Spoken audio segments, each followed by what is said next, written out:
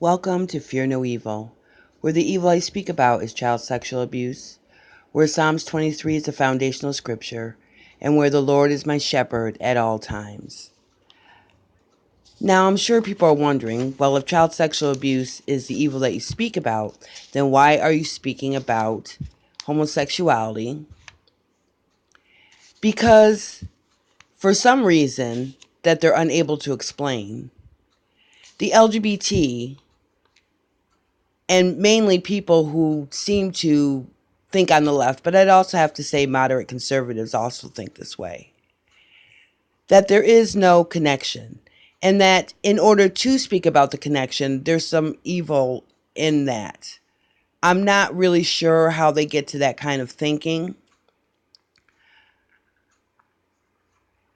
but to me, if there are children who are being sexually abused, and there are survivors who are now adults but were sexually abused as children, and they are not able to say that they feel that their past child sexual abuse is a contributing factor to their same-sex feelings towards their own sex, then they're being silenced. And that silence is no more evil than the perpetrator who tries to silence their victim from telling anyone that they're being abused. Now, we did the study by Simon LeVay, who said he did not find a gay gene, but he is cited 2,200 times in other people's work. Wikipedia says that he pretty much found a gay gene. Twin studies by Bailey and Phillips have a low concordance rates for both male and females. So this is the foundation that they're building on. However, if you were to read some of the works out there and listen to the mainstream media, or even listen to psychiatrists, you would think that they found a gay gene. And when you just surface the research, you start thinking that they may have found a gay gene. But when you understand child sexual abuse, maybe because you are a survivor, maybe because you are a healed survivor, maybe because you were once gay and a child sexual abuse survivor, but now you live a totally different life. These are the reasons why these studies need to be broken down. Because when you get deeper into the studies, like we're going to do Dean Hamer, I believe his name is. Well, Hamer stated for a long while, if you Googled my name, and he used a capital G for Googled, like Google is a person, you would find right-wing religious web pages saying that I had lied.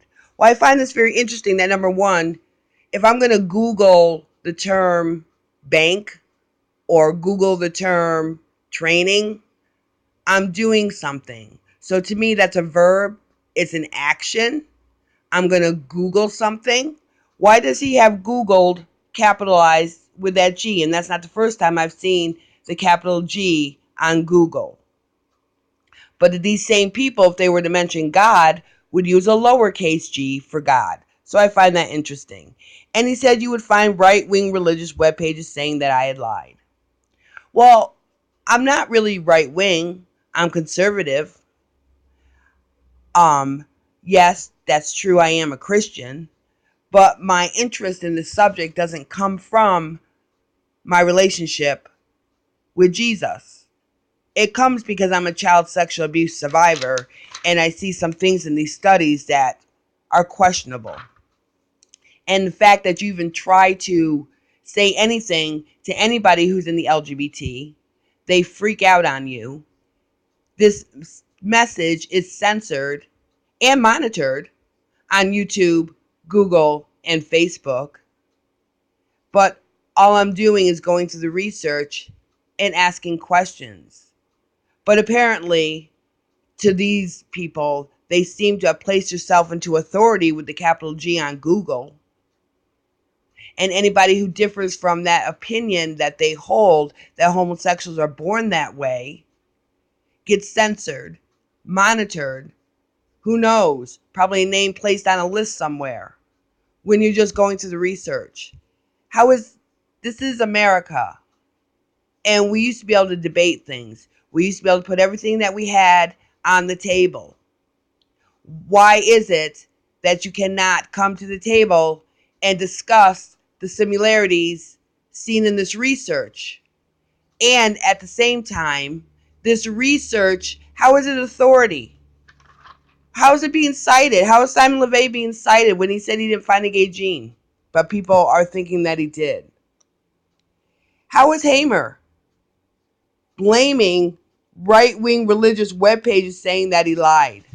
Nobody's saying that you lied, and we will go through your study on part 2. No one's saying that you lied. Just because someone questions your study, that does not mean that they're saying that you lied. I'm not saying that you lied. I'm saying that there are things in these studies that need further research. There is no conclusive evidence at all. But we seem to want to use the ideology in society that they are conclusive, and that's not fair to child sexual abuse survivors. And there are child sexual abuse survivors in the LGBT, and they don't have a right to place themselves above other child sexual abuse survivors who are suffering through their memories. There are kids now suffering through the abuse. There are people on their way to healing. They don't have a right to attack other child sexual abuse survivors because they might see a connection, or survivors who did see a connection and came out of that lifestyle. So on part 2, we're going to go through Dr. Dean Hamer. His study was done in 1993. And I'm doing what they can't do. I'm going through their research. What they have out, because that's what you have to do. Just because you think something, you have to go through the research first and see if the research lines up with what you think. And if there are places where it doesn't line up, as a mature and professional person, someone that's really interested in the topic that you're studying or researching, then you have to change your point of view. You do. But so far, I haven't found anything in these studies that have allowed me to change my point of view. So, on part 2, we will do Dr. Dean Hamer, his study in 1993. Be blessed.